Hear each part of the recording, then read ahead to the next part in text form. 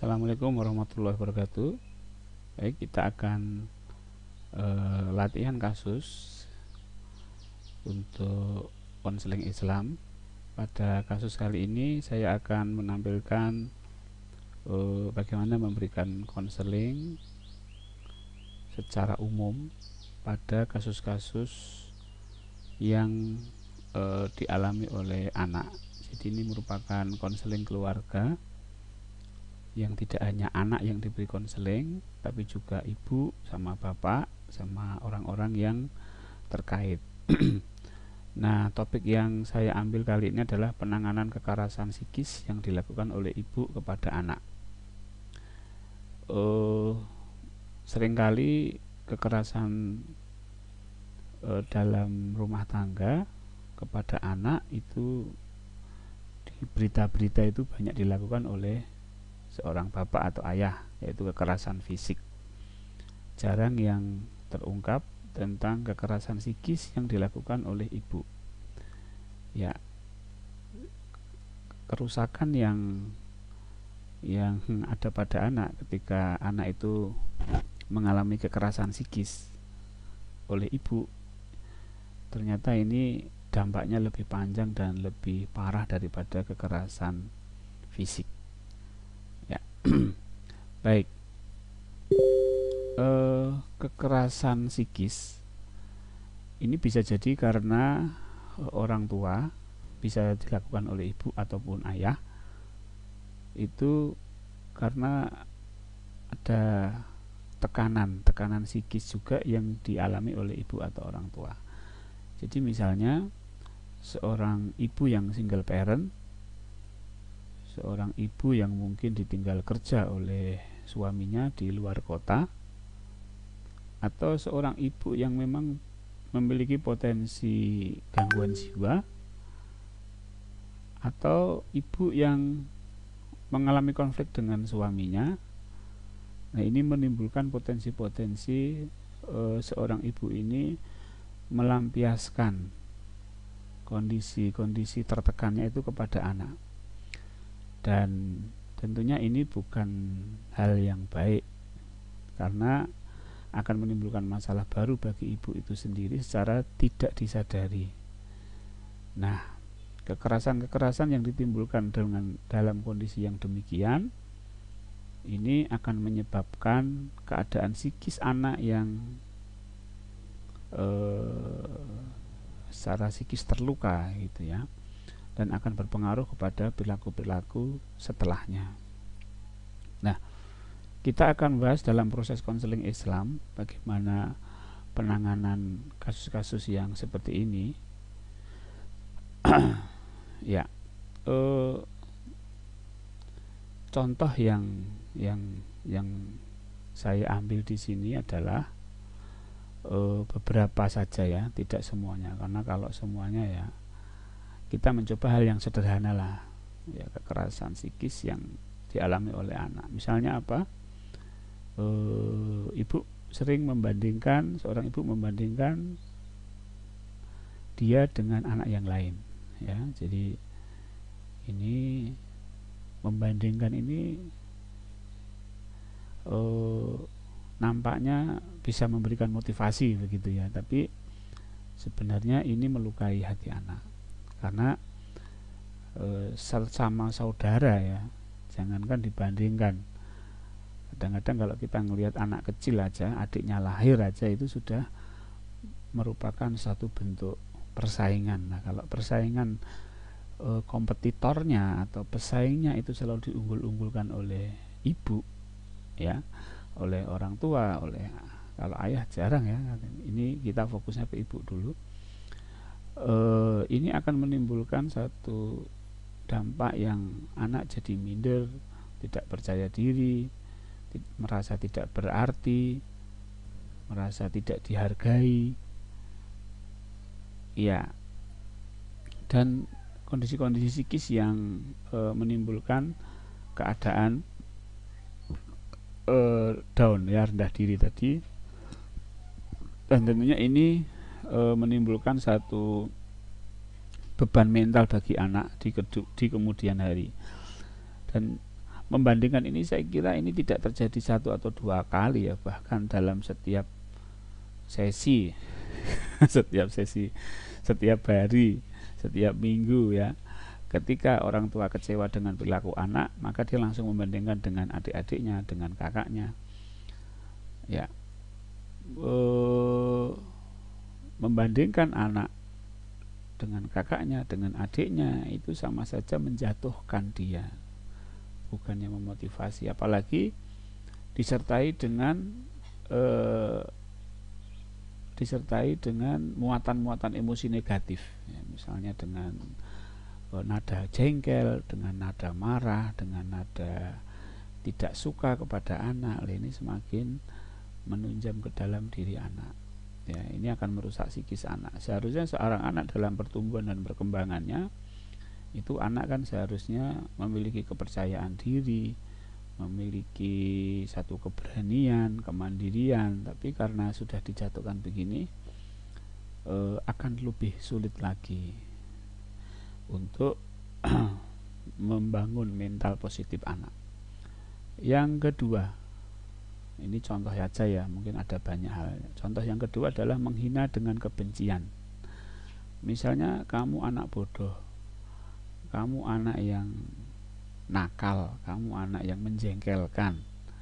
Kata-kata seperti ini kelihatannya anak tidak bereaksi apa-apa, tapi sebenarnya terjadi proses psikis yang sangat bagi saya sangat kejam. Karena apa? Karena kalau kita lihat, maka anak akan mengalami sebuah fulfilling prophecy. Fulfilling prophecy itu anak merasa dirinya betul-betul bodoh. Iya, saya ini bodoh. Iya, saya ini nakal. Iya, saya ini menjengkelkan. Dan kalau sudah terjadi seperti itu, maka anak ini akan sulit untuk disuruh belajar. Lah ngapain saya belajar wong saya anak bodoh? Kemudian, lah ngapain saya harus jadi anak baik wong saya ini anak yang nakal?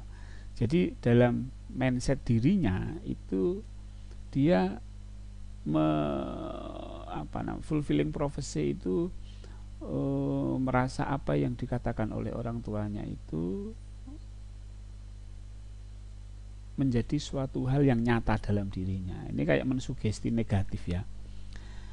Oke, jadi ini jadi kan mental anak jadi rusak. Ini kekerasan psikis ya, kekerasan psikis yang sangat bahaya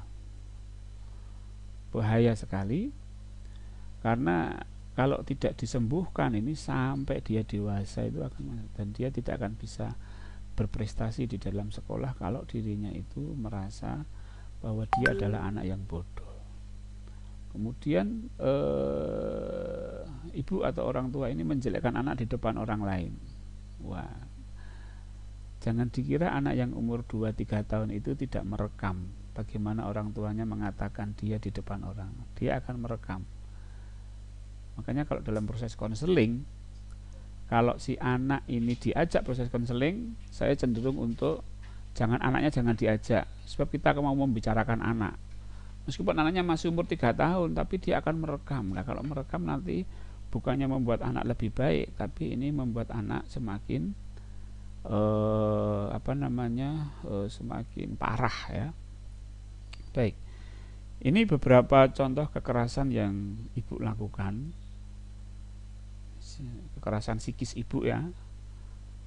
Jadi kekerasan dalam rumah tangga itu tidak hanya kekerasan seorang ayah, tapi juga kekerasan yang dilakukan oleh ibu secara psikis.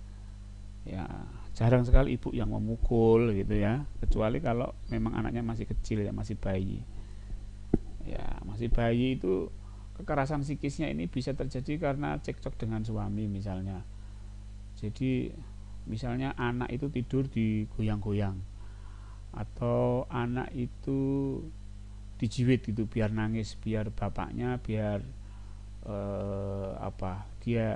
biar tahu gitu kalau anaknya nangis. Padahal dia sebenarnya dendam dengan orang tua, dengan ayahnya, tapi dia lampiaskan kepada anak bayinya. Ini kan parah. Bahkan satu kasus anaknya itu dijantur itu kakinya dipegang, ya kan masih bayi umur 1 tahun, kakinya dipegang, kemudian kepalanya taruh di bawah gitu. Jadi apa, di kaki satu dipegang, kemudian kepalanya di.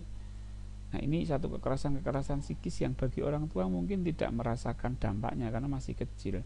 Tapi sebenarnya ini adalah golden period, ya. Anak-anak kecil itu golden period. Jadi dia sangat menyimpan. Cobalah kalau kalian misalnya waktu usia-usia 1-5, betapa ingatnya omongan-omongan orang tua atau omongan-omongan di sekitar kalian, sekitar Anda itu mengomongkan apa dengan Anda, ya. Baik. Oke. Nah, akibat korban kekerasan psikis ibu, ya, akibat dari korban kekerasan yang dilakukan oleh seorang ibu apa, ya, anak menjadi depresi jangka panjang dan semakin parah. Itu kalau anaknya depresi. Kadang anaknya menjadi agresif, ya, agresi yang disebabkan dendam dengan ibunya, ya, dendam dengan ibunya. Ya, anak itu kalau di anak kecil usia 2 tahun, ya 3 tahun, itu jangan dikira ketika seorang ibu melakukan kekerasan itu anak tidak dendam, dia menyimpan dan itu sangat menancap sekali gitu. Nah, bagaimana sih bentuk-bentuk dendamnya seorang anak? Ya, dia akan melakukan satu hal perilaku yang dapat menimbulkan ibunya itu stres. Ibunya stres, bisa marah, bisa memaki-maki. Jadi nanti ada satu siklus yang aneh. Si anak ini puas kalau ibunya sudah marah-marah, dan anaknya belum puas kalau belum bisa membuat ibunya itu marah. Anaknya ini belum puas kalau belum bisa membuat ibunya ini jengkel. Ya, mungkin ketika anak itu sudah usia SMP, SMA, ibu sudah tidak melakukan kekerasan lagi, tapi dendam anak ini tetap masih ada. Nah, ini yang akan orang tua rasakan, yang akan ibu rasakan ketika kekerasan yang dilakukan oleh anak itu, anak sudah menginjak pada usia-usia SMP atau SMA. Dia akan melakukan suatu balas dendam yang membuat orang tuanya itu stres, ya. Orang tuanya itu stres. Jadi apalah yang membuat orang tua stres, yang dia lakukan yaitu. Nah, ini ya. Kemudian anak menjadi liar, semaunya sendiri, ya. Liar itu karena agar orang tua itu jengkel, agar ibunya itu jengkel. Nah, ini satu akibat korban kekerasan psikis ibu ini, kalau tidak segera ditangani maka akan berlanjut dan seorang ibu tidak bisa melepas anak, tapi anaknya sangat nakal kan, jadi bentuk konflik tersendiri bagi seorang ibu. Maka nanti proses konseling Islam yang dilakukan adalah melibatkan anak, melibatkan orang tua, bahkan melibatkan kakek nenek, saudara-saudaranya gitu ya. Tapi sekali lagi ya, yang ada saja, misalnya yang ada hanya ibu, ayah, anak, ya itu ya dilakukan, tidak apa-apa. Nah, kemudian langkah-langkah atau konseling Islam pada ibu dan keluarga. Baik, ada beberapa poin ini ya. Saya mengambil 2 poin, yaitu sama anak dan sama ibu dan keluarga ya. Keluarga itu bisa dengan ayahnya. Nah, langkah-langkah konseling yaitu yang pertama, anak diterima. Ya, anak diterima dengan konselor itu ya. Disuruh cerita apa yang dia keluhkan. Kemudian ya, namanya konselor harus bisa masuk ke alam dunia klien ya. Kalau misalnya klien ini suka sepak bola ya, kita ngomong tentang sepak bola. Kalau anak ini suka misalnya tanaman, ya kita ngomong tentang tanaman gitu. Kalau anak ini suka tentang hal-hal yang misalnya balapan motor ya, konselor ngomong tentang balapan motor ya. Jadi ini adalah merupakan satu pendekatan dalam konseling Islam. Agar apa? Ya, terjalin silaturahmi antara konselor dengan klien. Ya, terjalin sebuah hubungan silatun. Ini silatun ini penting yang dilakukan dengan model silaturahmi. Ya, silaturahmi tahap awal ini merupakan satu bentuk approach, satu bentuk apa ya, kalau dalam konseling itu pendekatan awal itu namanya rapot ya. Ini ya kita diskusi dengan apa yang disukai oleh anak sampai anak itu merasa kliknya itu ditandai dengan dia sudah mulai mau cerita dengan kehidupan dia. Nah, dengan dia pun cerita dalam kehidupan dia pun pasti tidak akan membuka semuanya kan.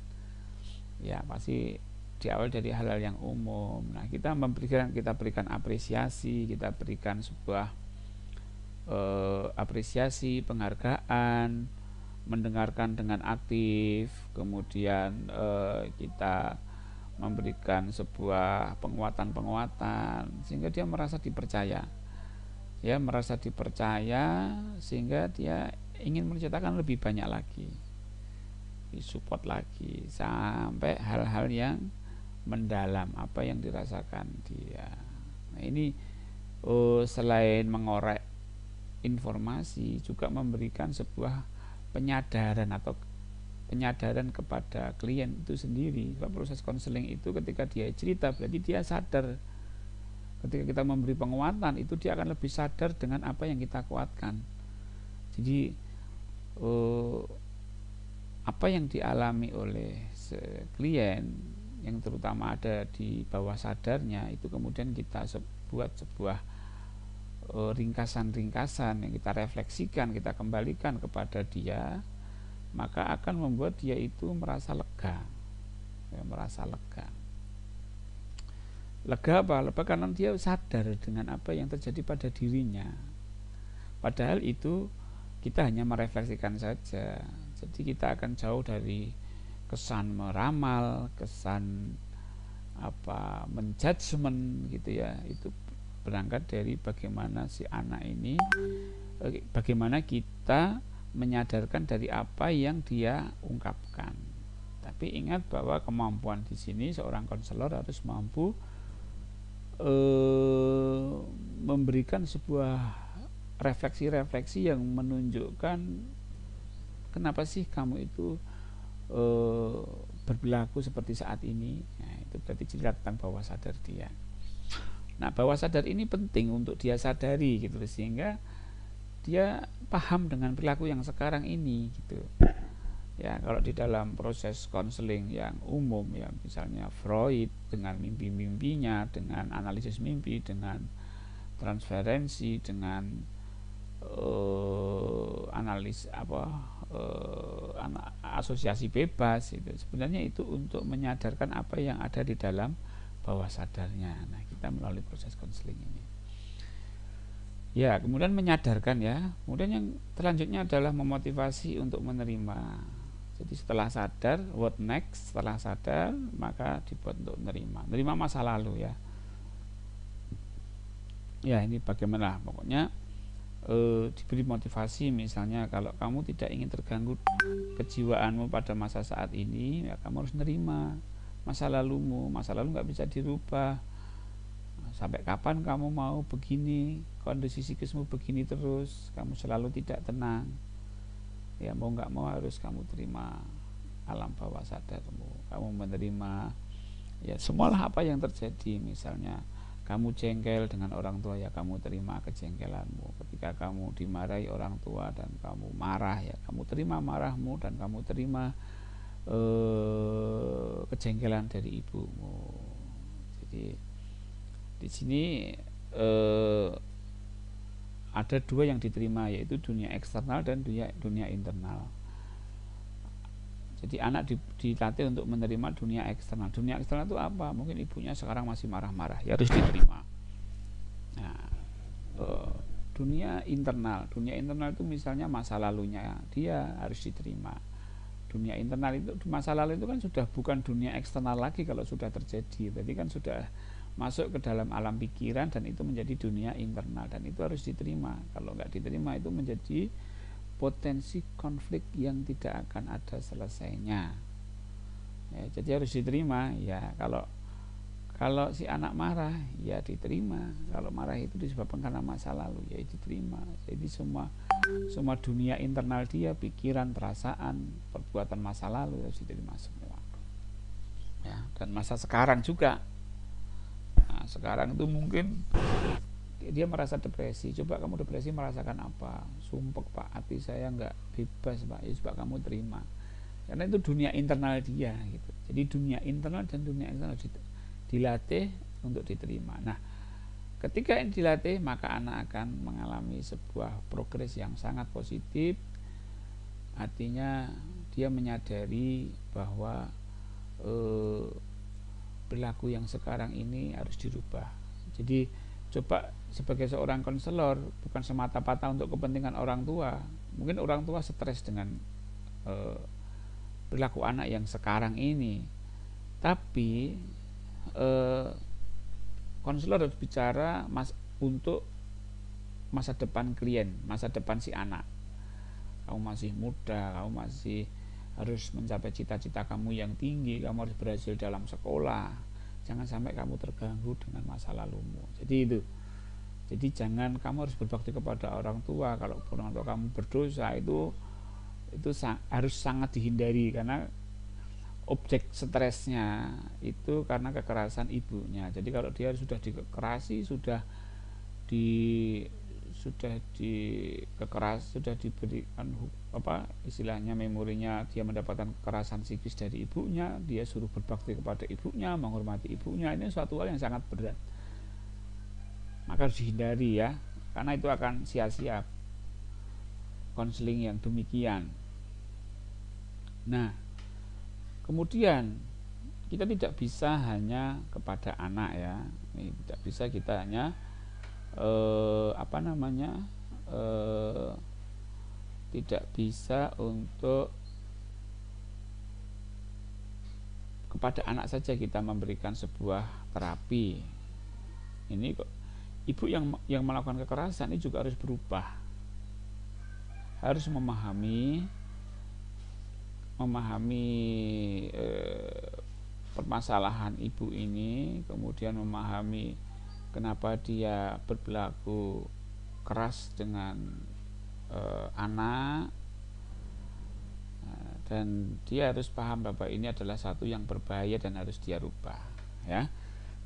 Baik, ini konseling anak dan konseling ibu berbeda ya, berbeda timing ya, berbeda waktu, jangan sampai jadi satu ya. Oke, dengan ibu ya tentunya ibu melakukan kekerasan psikis kepada anak itu tadi saya katakan di depan bahwa tidak terlepas dari tidak terlepas dari masalah-masalah yang ada pada ibu dan keluarganya. Maka langkah pertama adalah menerima keluhan orang tua tentang anaknya. Pokoknya segala hal yang dikeluhkan ibu, nah ini menjadi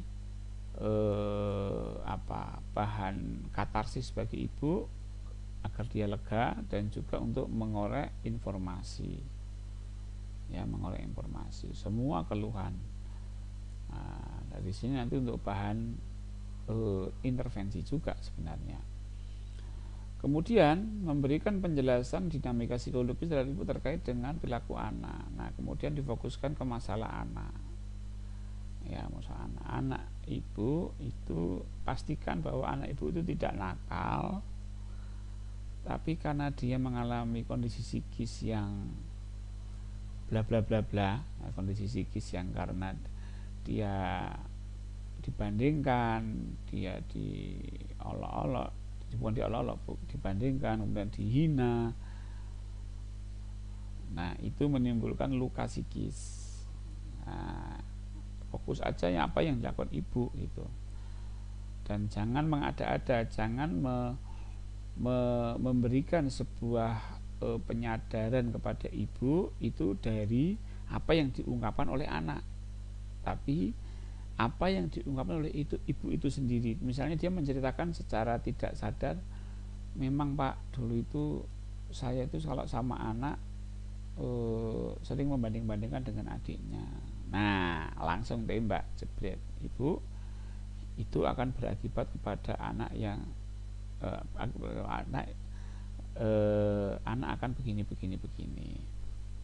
Ya. Jadi kalau kita menggunakan referensi anak untuk menembak ibu itu sangat bahaya. Ya.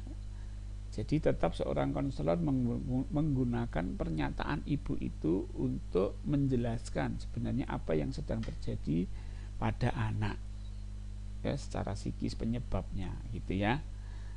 Nah, kemudian yang ketiga adalah menyadarkan ibu terkait dengan perilakunya yang menyebabkan anak berperilaku saat ini, ya. Yang perlu ibu lakukan itu terkait dengan anak itu begini, karena ibu melakukan seperti ini. Dan sekali lagi bahwa itu berasal dari pernyataan ibu loh ya. Jadi pernyataan yang sudah diungkapkan ibu. Jadi dasarnya kalau kita memberikan konseling ibu, ya dasarnya adalah apa yang diungkapkan ibu.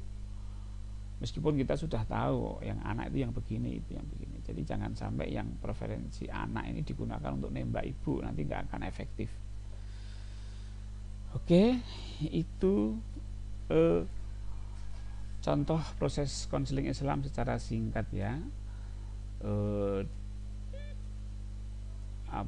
Dari kasus kekerasan psikis ibu kepada anak.